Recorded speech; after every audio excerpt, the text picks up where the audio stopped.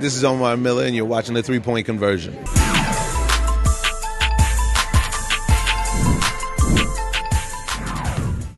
Hey, Coach, this is Raphael from the 3-Point Conversion. 2-0, now you're playing Detroit. What have you told the team going to this game, knowing that you're 2-0, not to get too high on themselves or whatever, but yet still stay the course? Our focus is really execution, how we can handle some of the junk defenses that they're going to throw at us with some zone, some blitz, being organized when we don't have scoring opportunities in transition, game plan discipline of what we need to do to be successful against this team. Nothing different. It's a different challenge, different components, different players, and kind of a different game plan against this team, and just the discipline to execute that game plan both offensively and defensively. Thanks.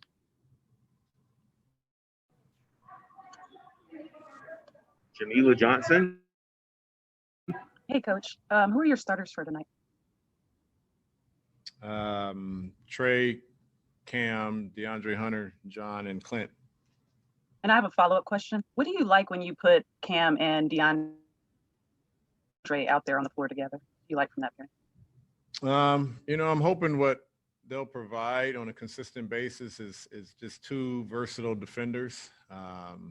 Their size, their length, the lateral movement, I think their mentality defensively is the two guys that we're going to rely on the most as our perimeter stoppers, our guys that can cross match and defend multiple positions.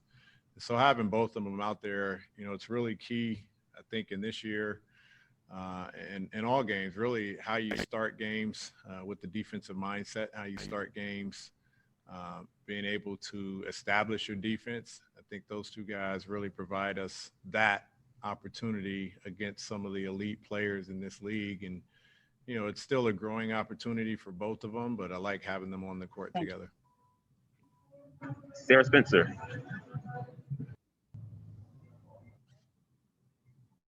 Hey, Lloyd, my audio was breaking up earlier, so I apologize if you answered this already. Will Gallo be available? I'm not sure. He's still testing. He's got to do the same deal in Memphis where he's just going through his workout and make him available if he's ready to go, or they'll let me know if he isn't. He was on the court yesterday and testing it out. We didn't do anything live, and they were going with the same plan today. And does Clint have a firm minute restriction? Not that I know of. Okay, thank you. Terrell Thomas. Hey, Coach Pierce. I know it's only been 2 games so far, so it's a small sample size, but in your evaluation so far with your team and all the new additions, what have you been most pleased about? I like the group in terms of their connectivity with each other, the communication, the engaged focus that they have during meetings, during our game plans, during our script sessions. I think the group is really focused right now. I think they're communicating well with each other.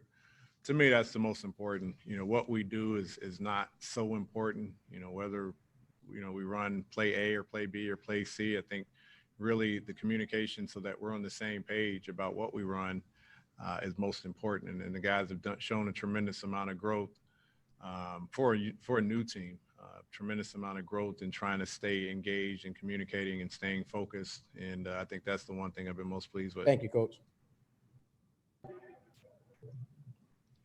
Chris Kirshner. Do you have an update on Yeka's health and where he's at with his rehab? I don't. They were supposed to give that today. Yeah, I don't. I know it was supposed to be something done today. I don't know if they've done it this morning or if they're doing it with the doctors here at the arena. He was doing a pregame workout on the practice court with our guys, but I don't have in terms of a medical update, no, on any of them. Thanks. Yep. Andy. Hi, Coach. Andy over from Tal Deportes. Just wanted to ask you, this season we've already seen a game postponed in large part due to COVID. I just wanted to know, I mean, there's one thing which are injuries, which you can't control, but what are some of the conversations that both you and your guys have had on this topic, given the circumstances and the challenge that we're all facing, you know, staying healthy and being available? You know, the phrase I use is just shared responsibility. You know, we all have to play our part in being responsible, not only with the team, but with our families.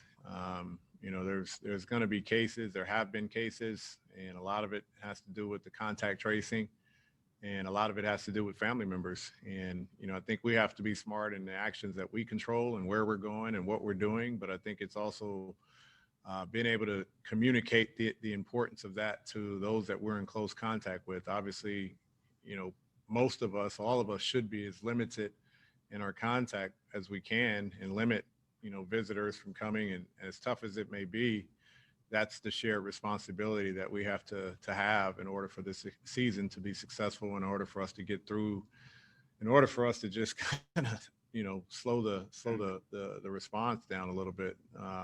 So I think that's really what we've talked about, and understanding, you know, we saw in Houston the game that was postponed, and how we talked about that as a team, and we talked about shared responsibility and the impact that it has if something happens. So it's important. We're learning as we're going along. We're making the necessary adjustments we need to. Travel will always be a challenge. Going to a new city for multiple days and trying to figure out what to do, but it comes down to shared responsibility. All right, thank you. Any more questions for Coach Pierce? I think we are clear. Thank you, Coach. Thank you. Thank you.